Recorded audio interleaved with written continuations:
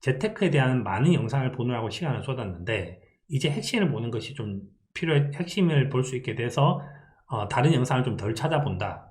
저는 이제 이 많은 얘기들을 보면서 우리가 그 투자를 하면서 공부를 하는 것들도 있는데 매일같이 공부할 수 있는 건 아니니까 지금 당장의 이슈에서 누굴 쫓아갈 것인가에 대한 고민도 하는 것 같아요. 그래서 제가 마지막으로 이 얘기를 좀 하면서 정리를 한번 해보려고 하는데, 저도 이제 그 CFA 공부를 하고 난 다음에 이게 바로 돈 되는 것이 아니구나. 그래서 실전 투자를 한다는 사람들 책을 쫙 꺼내서 읽기 시작을 했습니다. 그래서 제가 한 달에 책값을 한 30만 원씩 계속 정도쯤 지불하면서 책을 미친 듯이 저도 이제 봤던 그런 시기에 했었죠. 버펫 책, 링치 책, 그 다음 피셔, 템플턴, 그레이엄, 리버모어 이런 책들을 쫙 보게 된 것 같아요. 근데 저 때는 저걸 보면서 서클 오브 컴피턴스를 키우겠다는 생각을 한 것이 아닙니다. 그냥 많이 보면 좋아지겠지 이런 생각을 좀 많이 한 것 같아요. 근데 그러다가 책을 한참 보다가 난 다음에 제가 생각이 한 것이 내가 이렇게 책을 봐서는 안 된다는 생각이 들었어요. 그래서 예를 들어서 제가 이제 이 책을 한번 예전에 추천한 적이 있습니다. 유튜브 상에서 추천을 해서 이 책 괜찮다. 왜냐하면 나의 투자 철학이 뭔지도 모르고 나의 투자 색깔이 뭔지도 모르고 내가 투자를 하려고 하는 마켓이 어떤 마켓인지도 모르는데 막 투자하지 말고, 그 다음에 이제 큰 책을 보기 전에 일단 요약집 같은 자료를 보는 게 좋겠다. 다행스럽게 어떤 분이 책을 요약해서 자료를 만들었더라. 무려 책 15권을 했는데 이 15권은 상당히 괜찮은 책인 것 같아.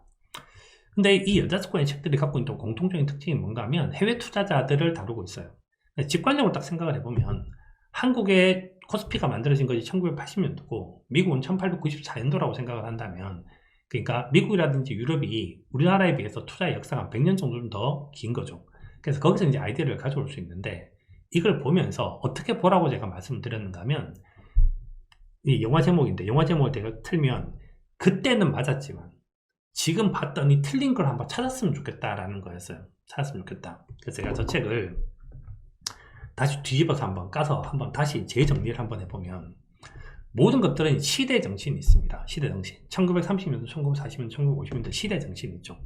시대 정신을 딱 보면 저기 나온 책 중에서 1877년도는 제시 리버모어가 태어난 해고, 벤자민 그레임은 1894년도에 태어났고, 그 다음에 워렌 버핏은 1930년도, 조이 서로스도 1930년도에 태어났고, 피터 린치는 1944년도 이렇게 태어났었어요. 그러니까 리버모어 같은 사람, 제시 리버모어 같은 사람은 레민선스 오브 스탁 오퍼레이터의 주인공인데, 그 어느 주식투자 회사 같은 책은 진짜 옛날에 만들어진 책입니다. 진짜 옛날에 만들어진 책이고 시대가 되게 다른 거죠. 그럼 이 시대 사이에서 어떤 사건 사고들이 있었었냐면, 큰 사고들이 요 중에서 1913년도에 FRB가 만들어져요. FRB가. 1913년도 이전에는 FRB가 없었기 때문에 위기가 되게 자주 일어났습니다. 그러니까 숏을 친 사람이 돈을 되게 많이 벌었죠. 그 사람의 대표가 이제 리버모어 같은 사람들이 존재를 했던 거예요. 그럼 1930년도에 뭐가 있었는가 하면 1930년도에 대공황이 있었죠. 대공황. 이 대공황 시기에 뭐가 만들어졌는가 하면 GMP라는 개념이 만들어졌고, 재무제표 General Accepted Accounting Principle이 만들어졌고, 퍼나 PBR에 대한 자료가 만들어졌습니다. 물론 그거 만든 분은 벤자민 그레임이죠. 그 다음 뭐 있었는가 하면 뒤에 안 나오지만 1971년도에 닉니슨에 금태환이 정지되기 시작을 했습니다. 그러면 닉니슨이 금태환을 정지하기 1970년도 전에는 디플레이션이 많았을까요? 인플레이션이 많았을까요? 디플레이션이 많았어요. 왜 디플레이션이 많았을까요? 돈을 찍어낼 수가 없었기 때문이죠. 근데 1971년도 이후에는 돈을 찍어낸 경우가 훨씬 더 많았죠. 그러니까 1971년도 이후에는 주식 투자자가 돈을 좀 많이 벌었다면 1970년도 이전에는 금이라든지 채권 투자자가 돈을 더 많이 벌었을 수도 있습니다. 그러니까 이런 것들이 역사죠, 역사. 그 다음에 1960년대가 돼서야 이제 자산가격 평가 모델이 만들어지기 시작을 했고, 제가 많이 쓰는 이제 미래 벌어들일 현금 흐름을 평가하는 시기다. 요거 있지 않습니까? 이 시기 만들어진 것도 전부 다 이 시기 만들어진 것도 전부 다 이 정도쯤 되는 거예요. 그러니까 예전 사람들은 그걸 잘 몰랐던 거죠. 코스톨라니는 달걀 모양을 만들어냈는데 이 달걀 모양이 왜 만들어지는지 이유를 설명하지 못했습니다. 그냥 그것을 자기 나름대로 느낌으로 설명을 한 거죠. 전문가는 이런 느낌이다, 이렇게. 그래서 지금 현재 우리는 2021년도로 살고 있는 우리는 코스톨라니보다 훨씬 더 똑똑해야 돼요. 지금 100년이 지났는데. 그러니까 코스톨라니는 달걀을 그렇게밖에 설명하지 못했던 겁니다. 이렇게. 그 다음에 우라가미 구니오는 코스톨라니보다는 설명을 더 잘했죠. 관찰력이 훨씬 더 뛰어났기 때문에, 오브저베이션을 훨씬 더 잘했기 때문에 훨씬 더 잘 뛰어난 걸 했습니다. 근데 그 이후에는 새로운 모델들이 계속 만들어지기 시작했고, 피터 린치는 투자를 하는 데 있어서 왜 티커를 2000개를 외워야 되느냐 하면 그 당시에는 그게 한계였다는 거예요. 근데 지금은 컴퓨터가 만들어졌기 때문에 완전히 다른 세상이 됐죠. 그래서 저는 제가 이제 몇 가지 팁을 드리고 싶은 건 이런 건데, 자료를 볼 때 그때는 그게 맞았지만 그걸 틀린 걸 찾아내는 것이 훨씬 더 중요하고, 찾아내는 것이 훨씬 더 중요한데 자꾸 거기에 매몰돼 버리면 안 된다는 겁니다. 지금 이제 1877년도로 사는 것도 아닌데 리버모어한테 도대체 뭘 배울 게 있냐. 전 리버모어한테 배울 수 있는 거는 피라미드 전략 정도 좀 딱 한 가지 정도 좀 배울 수 있는 게 있는 것 같아요. 그거 말고 별로 배울 수 있는 게 없죠. 코스톨라인은 답을 하나 줬지만 코스톨라인이 갖고 있는 거는, 코스톨라인 딱 두 가지를 갖고 있는 것 같아요.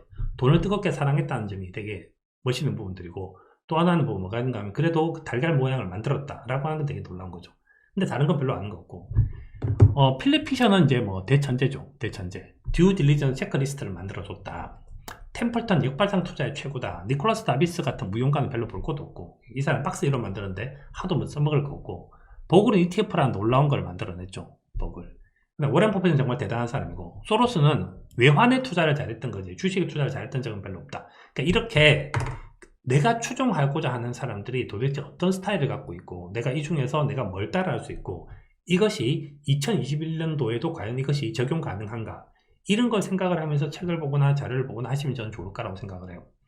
그렇게 좀 봤으면 좋겠다라는 거고, 제가 이걸 보면서 어떤 생각이 드는가 하면, 철학적으로 봤을 때 동양은 이런 생각을 되게 많이 하는 것 같아요. 어떻게 살래? 서양은 야 도대체 세상이 뭐냐, 이걸 이제 준비를 했던 것 같아요. 근데 생각을 해보면 참 되게 안타깝게도 세상을 누가 결국 이겨버렸는가 하면 500년 전부터 서양이 이겼습니다. 어떻게 살 것인가 보다 세상이 어떻게 만들어져 있는가가 훨씬 더 중요한 질문이었던 것 같아요. 저는 그것을 루트 코우즈라고 하는데 가장 근원적인 질문을 많이 했던 것 같습니다. 그래서 동서양으로 딱 이제 계산하기 쉽게 한번 나눠보면, 동양은 모든 것들을 자꾸 이렇게 봅니다. 이렇게. 그래서 제가 이제 다른 전문가라고 하는, 금융 전문가라고 하는 사람들이 갖고 있는 자료를 보면 항상 저렇게 관계와 사람으로 설명합니다. 그래서 트럼프가, 바이든이 이렇게 설명을 하는 거죠. 그래서 사람으로 설명을 하거나 워렌 버핏이 이렇게 주어가 그거죠. 근데 만약에 그게 서양적인 사고였으면 워렌 버핏이 도대체 그걸 왜 샀을까에 대한 얘기를 했을 것 같아요. 트럼프는 왜 나왔을까? 바이든이 그럼 트럼프와 이제 반대되기 어떤 외교 정책을 취할까? 어떤 정치, 어떤 경제를 취할까? 이런 걸 생각을 좀 많이 하는 것 같아요.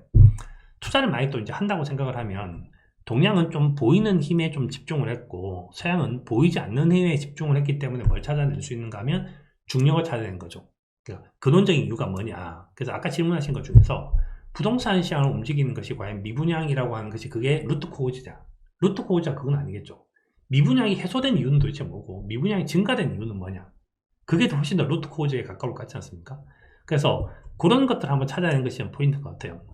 그래서 동양은 약간 철학적인 고민을 더 많이 하는 것에 비해서 서양은 과학이기 때문에, 현우랑 제가 이제 나눴던 대화들도 이 밑에 바닥이 과학이었던 적이 있지, 과학이었던 적이 있지, 이 중심에 종교를 넣은 적도 없고 철학을 넣은 적도 없습니다. 그러니까 모든 것의 출발은 과학이어야 되는 거죠. 그래서 투자는 과학입니다 라는 거죠. 투자는 과학에서 최소한 출발을 해야 됩니다 라는 겁니다. 그게 좀 더 힘이 세다.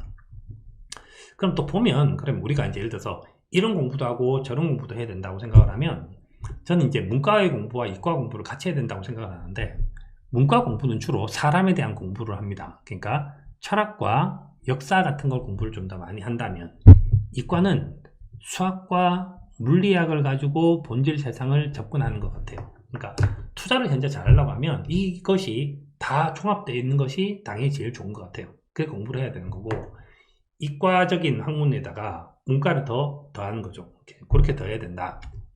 그래서 동서양을 딱 보면 이제 또 하나는 뭐가 있는가 하면, 제가 이제 그런 걸 보는데, 마법 공식에 따르면 무슨 종목을 사야 됩니다. 그래서 워렌 버핏이 옛날에 이렇게 말을 했습니다. 이런 얘기를 우리나라 언론사 자료에서는 되게 많이 보는데, 동양은 관계와 사람을 되게 추종하고, 공자님 말씀을 좋아하다 보니까 항상 옛날에 좋았어요. 옛날에 좋았고, 그때는 그랬었고, 라떼는 이런 얘기가 되게 많이 나오죠.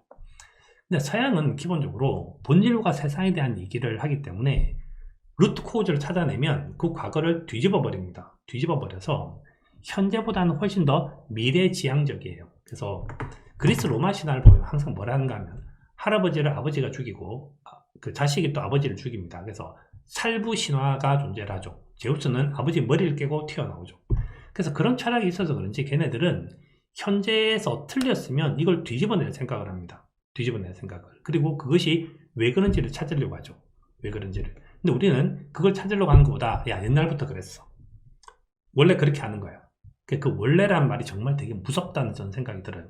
투자가 두렵기 때문에 계속 새로운 생각을 계속적으로 해야 되고, 새로 바뀐 부분들을 업데이트를 해야 되고, 리모델링을, 이제 리밸런싱을 해야 되는데, 그렇게 하기 위해서는 되게 그냥 브루탈하게 말을 하면, 전 동양적 생각을 하는 것보다 서양적 생각을 하는 것이 투자에 평균적으로 좀 유리하다고 생각을 합니다. 그리고 거기에 우리가 이제 동양이면 동양적인 사고방식을 더 더해야지 가치가 좀 창출되지 않을까, 이런 생각을 한번 해보게 됩니다. 자, 오늘 뭐 2월 14일인데 예기치 않게 하여튼 녹화 방송을 하나 하게 되는데 도움이 좀 되셨기를 바랍니다. 25살짜리에도 저렇게 열심히 애를 쓰는데 우리도 열심히 좀 분발해야 되지 않을까, 이런 생각이 듭니다. 네, 그러면 오늘 여기까지 하도록 하겠습니다. 네, 수고하셨습니다.